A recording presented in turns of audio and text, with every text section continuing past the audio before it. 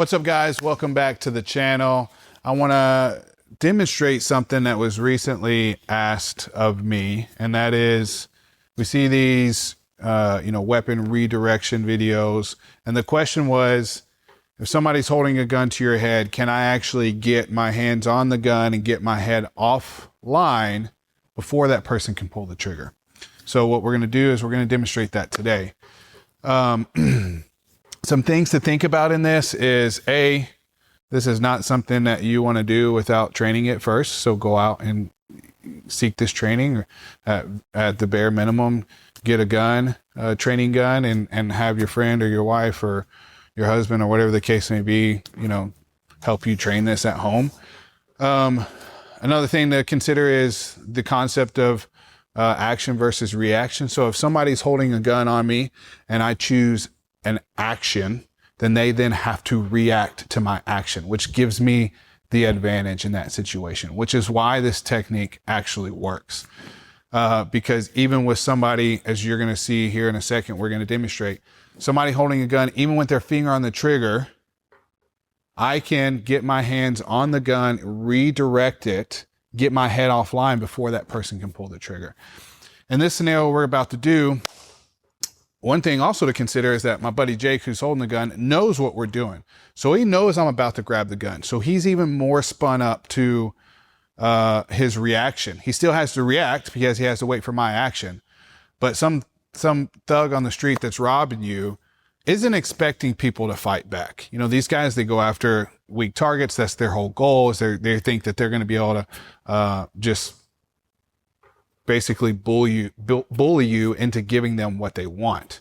And as soon as somebody fights back, a lot of times, not every time, but a lot of time we see that person turns into the coward that they are. So again, I'm by no means telling you just to go out fighting people who pull guns on you. What I am trying to demonstrate is that it is possible with proper training to set yourself up to survive such an event. So what we're going to do, my buddy Jake's going to come in. We're going to do a slow-mo of him holding a gun at me in close range. I'm going to see if I can get my hands on the weapon, redirect the weapon, get offline before he can actually pull the trigger. Let's check it out.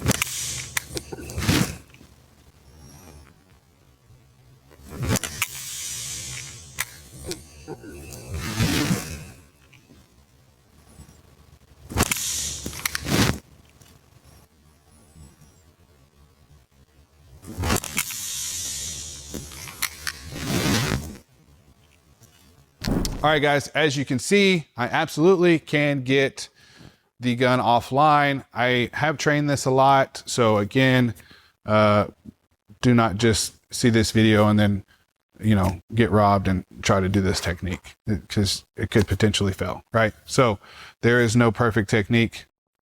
We train these things over and over to create muscle memory so that we can use them in a really, really terrible situation. But we want to have tools in our tool belt to help us survive at the end of the day.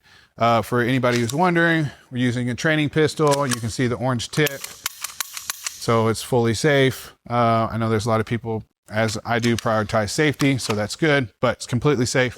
But again, you can, with training, set yourself up to survive a really, really dangerous situation. So go out and seek that training. As always, remember, violence is a virtue.